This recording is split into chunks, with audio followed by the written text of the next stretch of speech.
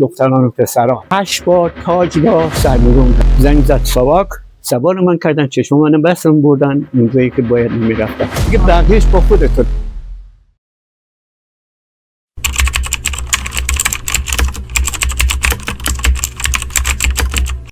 من جمشید کازرانی، متولد 1129، از دوره مدرسه دبستان فردوسی گرگان با روزنامه کیهان بچه‌ها شروع به کار کردم. وارد جرگه خبری شدم، مجله دختران و پسران، روزنامه اطلاعات. آقای اسدالله باقری نماینده روزنامه اطلاعات در گرگان بود.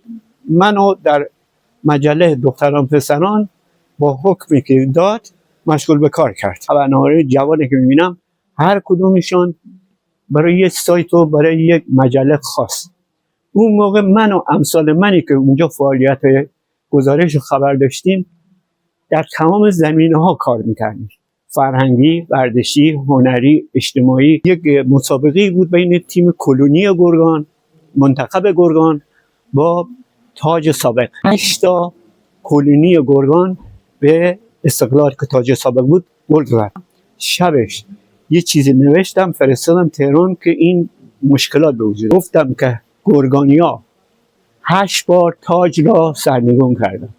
این آقا من 7 صبح زنگ زد منزل ما تو میرکریم، بچه محل ما بیا یه دردسری به وجود آوردی که باید میرید خودت ساواک معرفی کنی. ساواک اومدن با یه پیکان جلو در همون پاساژ شیرنگی سوار من کردن، چشم من بستم بردن اونجایی که باید نمیرفتم. اونجا ما رو یه مقداری نوازش کردن، یه چند تایی کشیده زدن که چرا تو.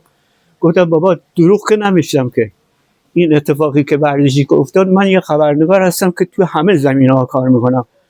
اگر میرم تو میدون از مردم عادی به هر حال گزارش میگیرم، اینجا به نوعی کار منه. صداقت، اعتماد حرف اول میزنه توی بحث گزارشگری و این جوانایی که الان مشغول به کار هستن. اول باید اعتماد طرف جلب بکنن، بعد اون صداقتی که در همون حدود کاری که داره انجام میدن داشته باشن تا بتونن موفق باشن. حقیقت اصل مطلب خدمتتون گفتم. دیگه بقیهش با خودتونه که چطوری بتونین این مسئله رو دنبال بکنید. نظر خودتون. من هیچ موقع دخالت نمیکنم.